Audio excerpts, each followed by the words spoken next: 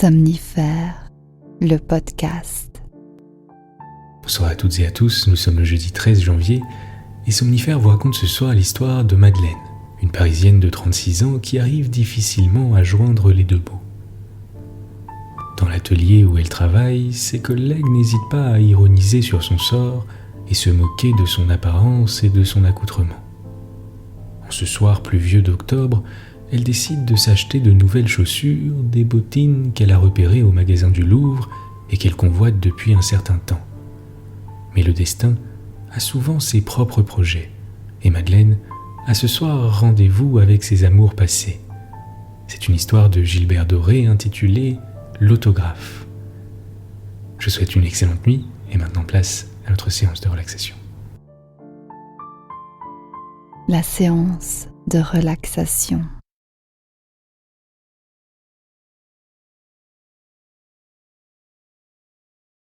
On va commencer par prendre le temps de s'installer confortablement, d'ajuster le drap ou la couverture, de se mettre à l'aise dans une position confortable.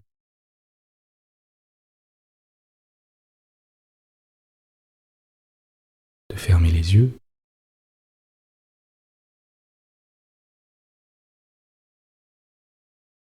Et de laisser notre esprit vagabonder.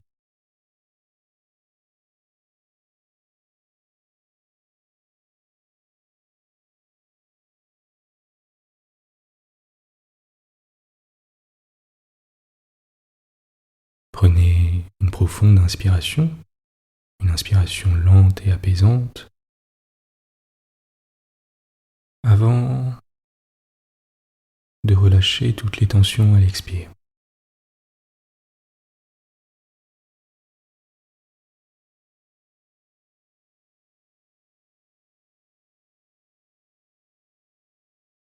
Prenez un petit moment pour relâcher tous vos muscles, faire en sorte que votre corps soit complètement décontracté.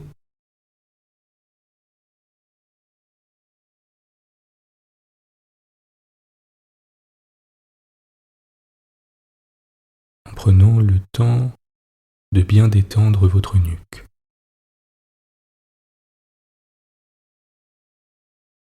Vos épaules,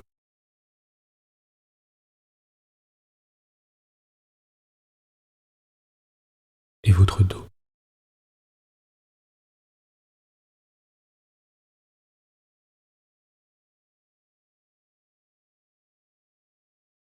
Je vais vous demander à présent d'imaginer que deux mains se posent sur le dessus de votre tête et la massent en faisant de petites pressions.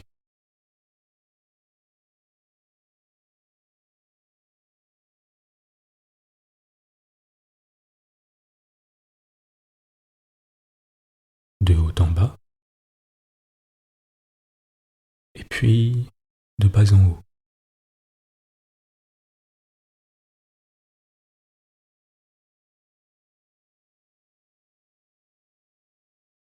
Ressentez le contact agréable de ces 10 doigts qui effectuent des pressions douces mais fermes.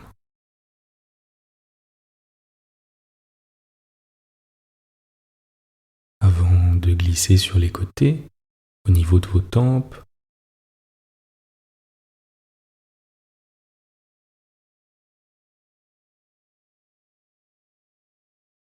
puis au niveau de votre nuque, où les deux pouces font des pressions agréables. De haut en bas,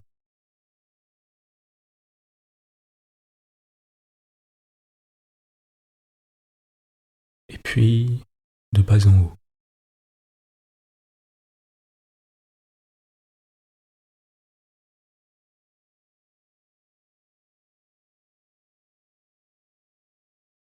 Avant de descendre lentement au niveau de vos épaules, qui s'abandonnent complètement sur le matelas.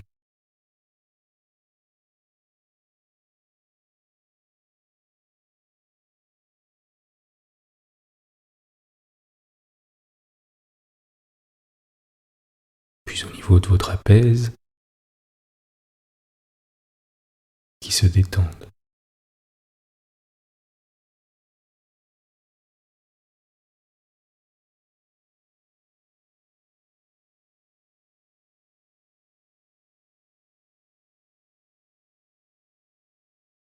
Laissez votre esprit s'égarer en observant les appuis de votre corps contre le matelas.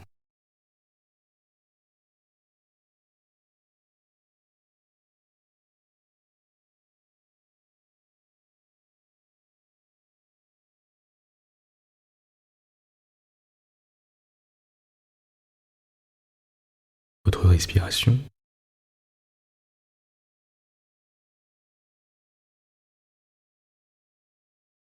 les mouvements de votre poitrine à l'inspire et à l'expire.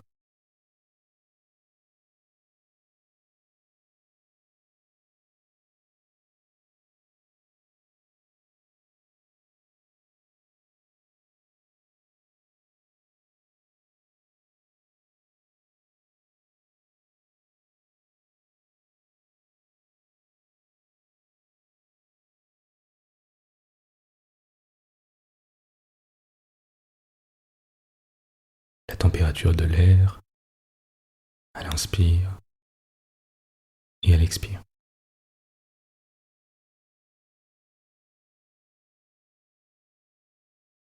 Portez maintenant votre attention sur les orteils de votre pied droit,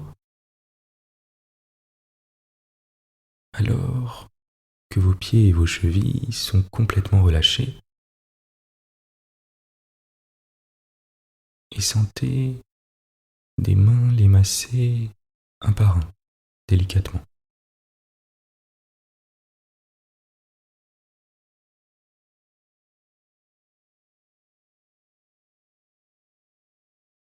Portez d'abord votre attention sur votre gros orteil droit,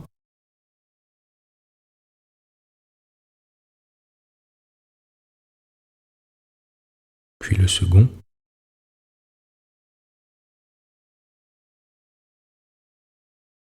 le troisième,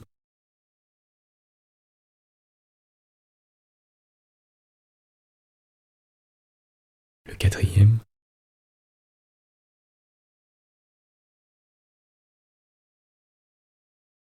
et enfin le petit orteil.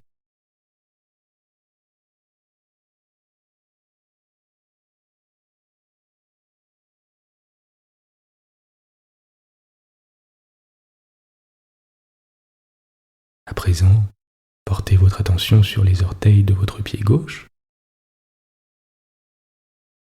D'abord votre gros orteil droit,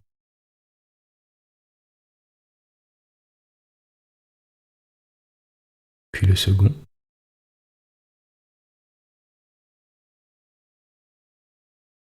le troisième,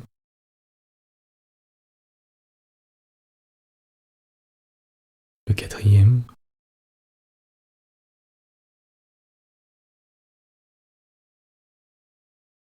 et enfin le petit orteil.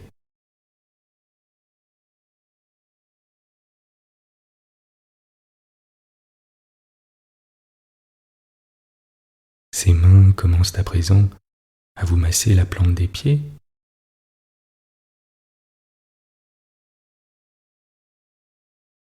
de haut en bas,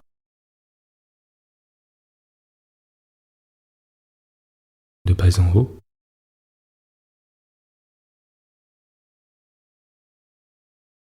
puis de gauche à droite.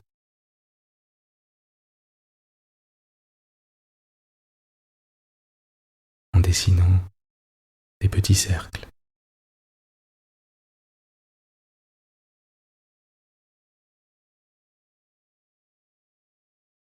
Et en appliquant des pressions légères et agréables.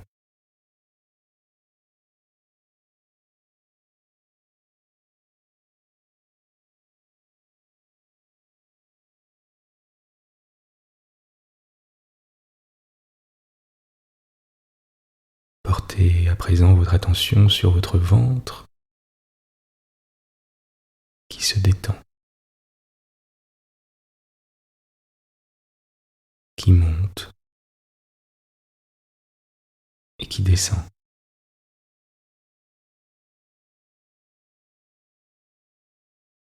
Au rythme de votre respiration, qui s'apaise.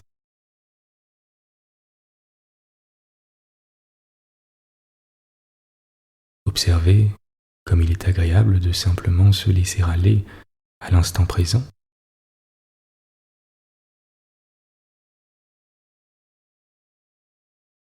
Sans rien attendre de particulier.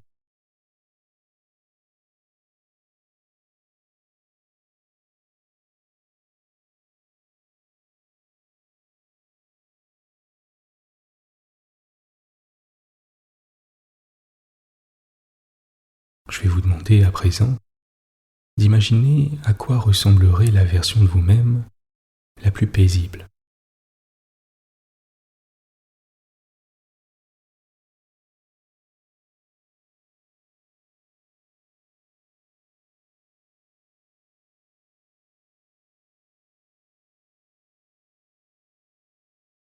Concentrez-vous sur le calme et l'immobilité de cette image et sur ce que vous ressentez.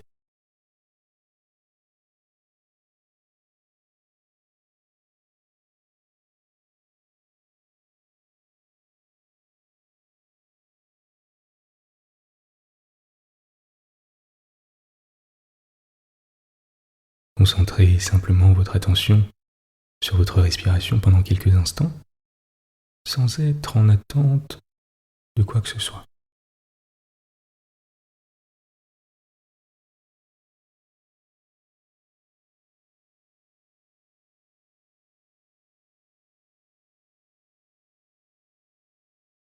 En étant tout simplement présent,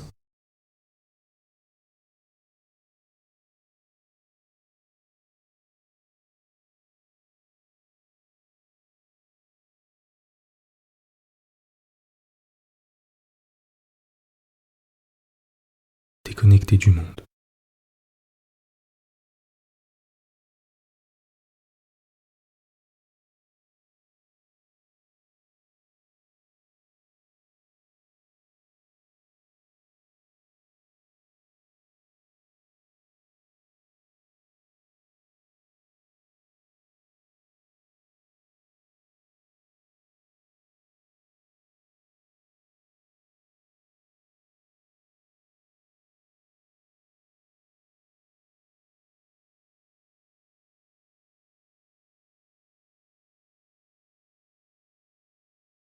Vous êtes calme et détendu.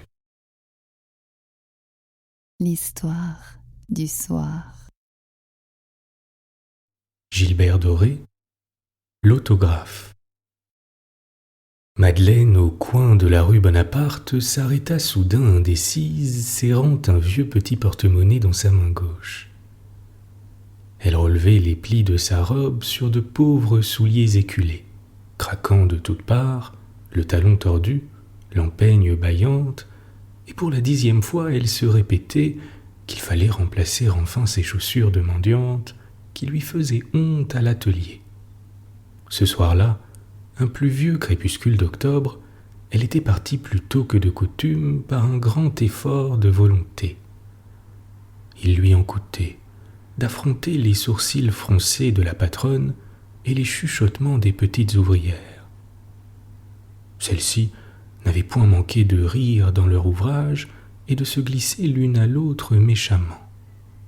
Tiens, la vieille qui va voir son amoureux, en v'là un qui a de la chance.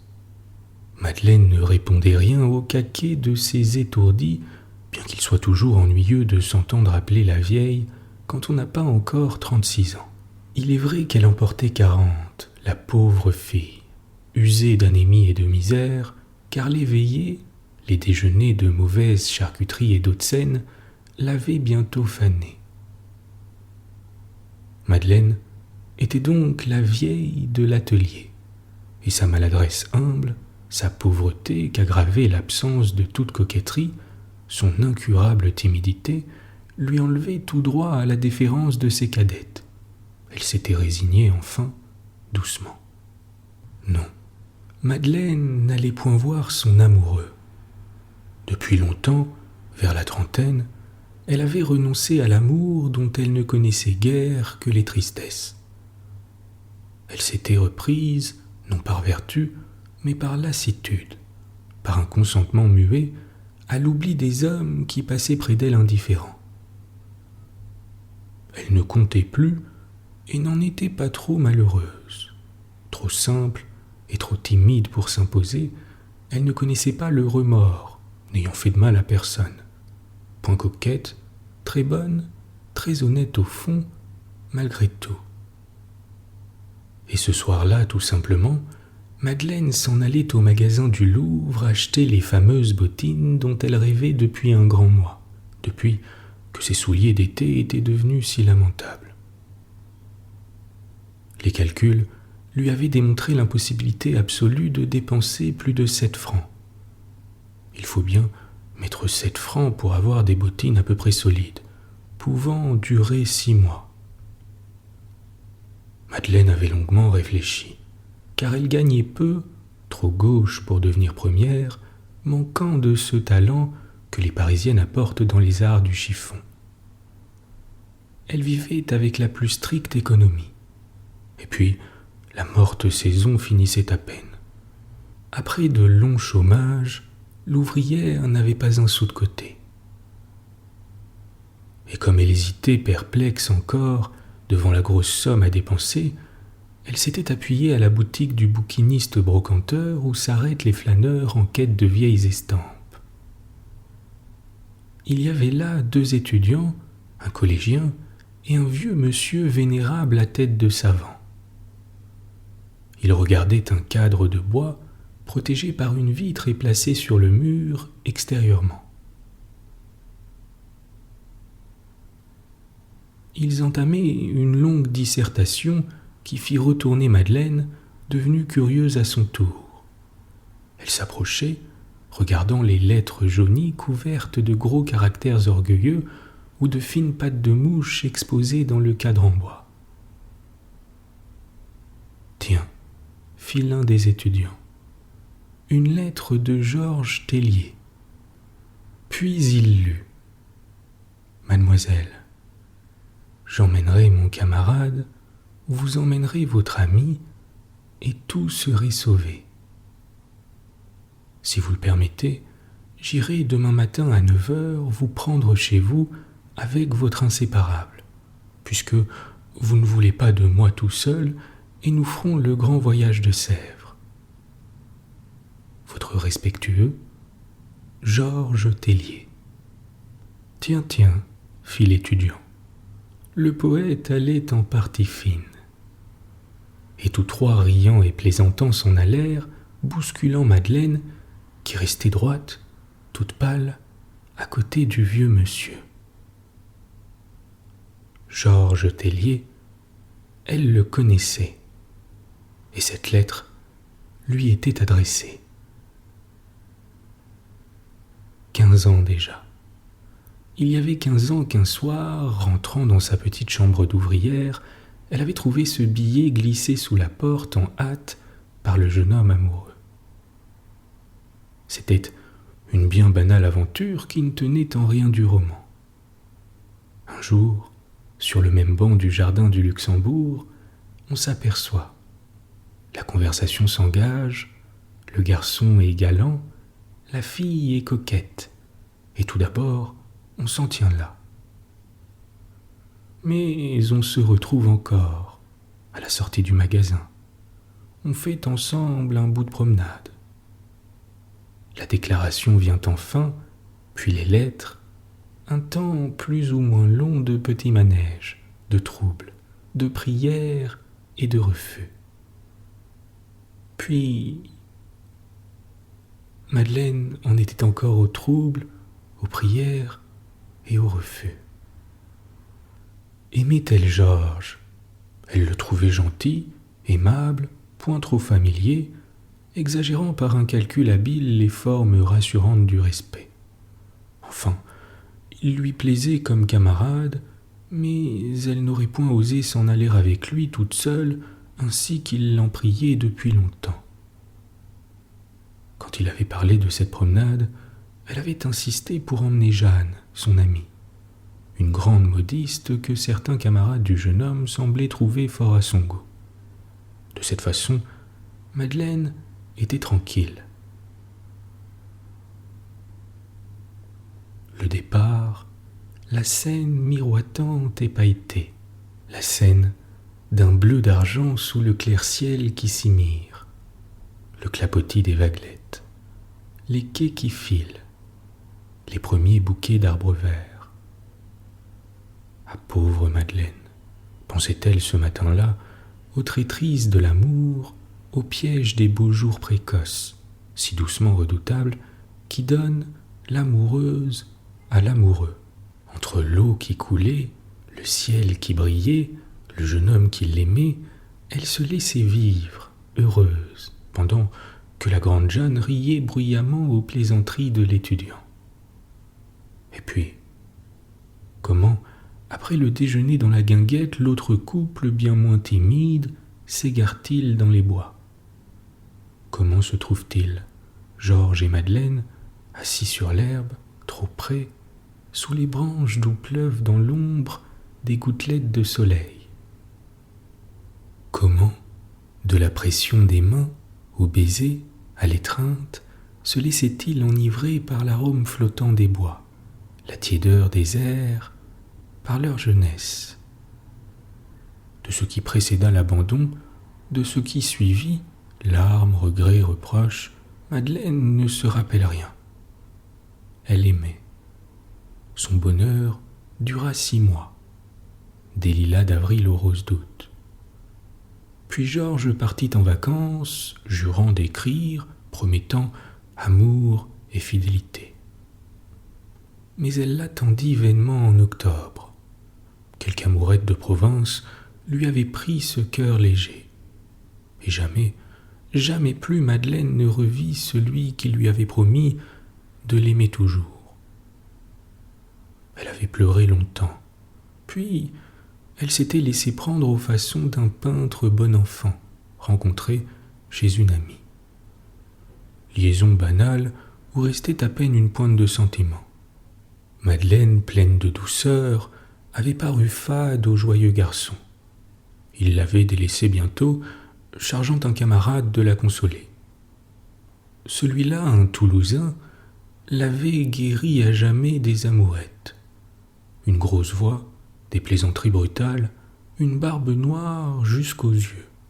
C'était lui qui, trouvant un jour dans le tiroir de Madeleine le petit billet de Georges Tellier, tout froissé maintenant, tout jaune, s'en était emparé en disant « Tiens, Georges Tellier, il a du talent ce type-là, il se lance. Je vais garder ça pour ma collection. » Madeleine s'était récriée. Mais l'autre avait pris un air farouche et fait ronfler les grands mots de jalousie, de dignité. Garder une lettre d'amour, même anodine, quand on avait l'honneur de le posséder, offense. Et le Toulousain avait emporté l'autographe du poète pour sa collection. Et Madeleine le retrouvait là dans cette vitrine.